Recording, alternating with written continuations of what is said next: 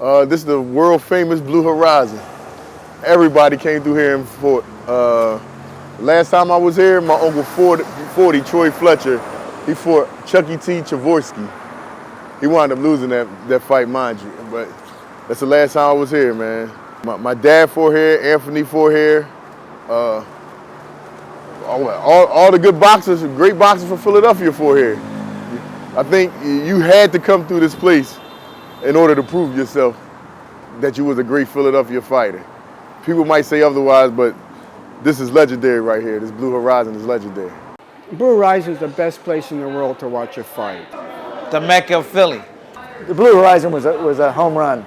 The ring was the smallest ring I ever boxed in.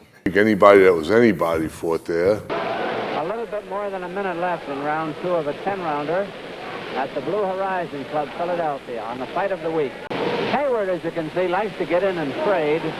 Coates is content to box. How many years did you promote at the Blue? 1969 to 2001. Then I came back for sporadic shows. Not that many. I don't think we ever had a really bad show there at the end. In the early years it was different when I was learning how to make matches. As long as the fights were good, it didn't matter who was fighting. I didn't have to worry about records. I didn't have to worry about ticket sellers because we were selling out no matter who was fighting. So it was a matchmaker's dream. Sometimes they'd sell out before they announced the main event. It's just very weird because it become like a cult classic. You go to the Blue Horizon, you're going to know that you're in a fight. Russell Peltz didn't play that. He didn't have mismatches too much. To really prove yourself a fighter, you got to go down there and you got to fight against a Philly fighter. A Philly fighter was a whole nother type fighter. If you didn't pass through the Blue, yeah, maybe you're a boxer, maybe, you may not have quite been there. I think Russell Peltz, the Blue Horizon, he just wanted to put on good fights, because these are hungry boxing fans, and they're not going to pay and go and see, the one-sided fight. No, nobody likes that, seeing a guy get beat up who shouldn't be in there with this guy. They were officially, I think, 1,400 seats, right? One time, Tim Witherspoon fought there. I think he was in between titles or just lost a title or anything. They got 2,000 people in there. It's the perfect boxing venue. I don't think there's ever been a better boxing venue than Blue Horizon. There was not a bad seat in the house. It was a special place. It was a special place. But it made me feel the first time like I could be my best. Like this is where you go, It was almost like, and like you said, up in the balcony, looking down on you, a small ring. The ring was the smallest ring I ever boxed in. Our ring was 15'9" inside the rope, so it made for even better fights than normal. And it was an intimidating place. Almost like in Rome, with the Gladiator, the Coliseum. That's what it felt like. I gotta tell you, in June of '91, I fought a guy named Robert Hightower down in the Blue Horizon. I had never been to the Blue Horizon, but I had saw it on TV. When I got there, actually, no disrespect, it was actually like a hole in the wall. But the fans were so dedicated to the sport. Any punch you throw, ooh, ah! I said, these are real fight fans here. I gave them their money's worth back in '91, and they really wanted me to come back, but it never happened that way. Russell Peltz was the promoter that night. Yes, he put on a fine show, Russell. I mean, if you were a fight fan, you literally had to go there just to experience it. People came from all over the country. Some people scheduled their vacations around our fights. When Russell first started promoting there was just one ticket price. No seats, you just paid. And as you know, the best seats were in the balcony because you could have jumped out of the balcony into the ring if you were crazy enough to do it. It was as intimate a venue as there ever was. When you were in the Blue, you would want to be in the balcony as opposed to run to ringside. I mean, most people I don't want the ringside ticket. I want to be up here. Doors would open. You could hear like a cattle train coming in. You could hear all these people running stomping on the ground to get to those seats right above the ring. When the doors opened, there was like Oklahoma land rush going up those stairs, people falling down to get those best seats in the front row. Literally, not only could you jump from the balcony into the ring, but you could do it without getting hurt. That's how close it was. The balcony from the ring, you could almost touch it.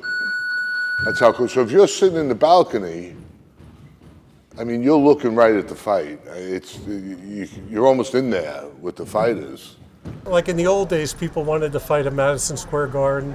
By the time we got to the 90s and we were on USA and then ESPN, everybody wanted to fight at the Blue Horizon. I was happier to fight there than to fight like at the Felt Forum. Blue Horizon was awesome. So I had, as a teenager, I was always watching Tuesday night fights on USA, and they used to show fights from the Blue Horizon all the time. And I used to watch them, and all those fights were rumbles. Like, the crowd was thoroughly into it. You have to run the gauntlet. You have to go through the blue to really prove yourself. Went to the fights, went to the Blue Horizon, and I walked in, and I'm just like, this is a wild scene. Like, I mean, those boxing fans are passionate. And I said, I have to fight here. I absolutely have to fight here. So I told the guy, I'm just like, dude, whatever it takes, like one way or another, I'm like, I'll come here, I'll fight a local Philly guy. It doesn't matter, I have to fight here. History. You've been there, I've been there. I had many fights at the Blue Horizon. For all its history, the Blue Horizon has only had one world title fight back in 1997 when Philadelphia's own Charles Brewer beat Joey DeGratis. What we called it on Tuesday Night Fights is we called it the House of Rockies.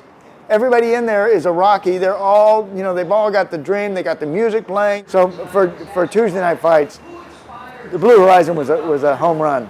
The dressing rooms are another level up. So you got the arena level and then the dressing room level. And you go into the dressing room, there's literally holes punched through the walls where even though I'm in this dressing room, I could see you in that dressing room. You can look at your opponent. Coming up as a youngster, the Blue Horizon was the Mecca of Philly. When I got that call, it was a pleasure. If you're from Philadelphia, you have to go through the Blue Horizon and get your blessings. And then you go all around the world in different cities and all that. It actually was like fighting in the backyard. You know what I'm saying? All your friends around you, everybody screaming for you. They got you in a big circle, and you and your opponent going at it. The Blue Horizon was such a neat place because it was like a family. Everybody knew each other. When you come here, man, you got to show out. And that was my main thing. Once I fought in the Blue Horizon, it was the Mecca of Philly. You had to show off. You had to show out. And I knew I had what it took to do that. From New York, I give you Tommy Razor Reno. They hated me. I fought a guy from Philadelphia. I'm from New York. They booed the fuck out of me as soon as I walked into the ring. They couldn't stand me, but it was an awesome experience. And then I got to go back to the Blue one more time before it closed. Probably about a year later, I went to go see Eddie Chambers fight. Me and my friend took a road trip there. You better know your stuff when you go to Philadelphia. You better know your stuff. You better know boxing. You better know history, because those fans are going to ask you questions that they know the answers to. They live the answers to. So it was a tremendous experience for me to go to Philadelphia. Philly fans are tough, and I don't want to make it seem like that I was a crowd pleaser or a hometown favorite, but I had people that was born me too at the Blue Horizon, but that's how I knew I was at the Blue, and I knew that's where I needed to be. Well, why would that be? Why were you fighting another local guy? Like, why would they boo you? It's just the way the fans were? Just the way the fans, shit, excuse my expression, they done booed the Philly fanatic. I just felt like it was like a real boxing crowd. They respected boxing. They didn't care where you came from or who you are. That's what I felt. They just felt like, you show who you are in the ring. And that's how they were like true boxing fans. But when I went there, I really felt like, everyone's I'm in the loser's dressing room. Like, I'm supposed to lose this fight. When they first called me for the fight, I didn't know the Blue Horizon from anything. I didn't know what the Blue Horizon was. I fought Joey Gianfrido, who was a Philly fighter, They brought me there to lose, of course. They weren't bringing me there to win, and I beat them. In the beginning, you know, well, you're out-of-town guy, so they want their guy to win.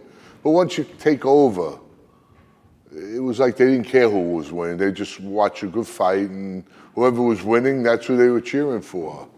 You know, I heard plenty of, hey, Gunner, go, Gunner, you know. I mean, it was, that crowd isn't, they're a fight crowd. He was the hometown guy, but I won a lot of the crowd. The whole crowd was on their feet, the horizon. Kylie, Kylie. Will we ever see another Blue Horizon? I don't know. I don't think so. You hate to use the word iconic too loosely, but the blue was iconic. Till this day, every time somebody says something about the Blue Horizon, my mind goes back to June of '91 when I was fighting in there. It was like a gladiator cave. A great fight club, great arena, the fans were great. Actually, the fans are famous. So I got to the Blue Horizon 3 times, one of which, the middle one, I got to fight at. So that's one that I'm proud of, because even more so because the Blue's not around anymore.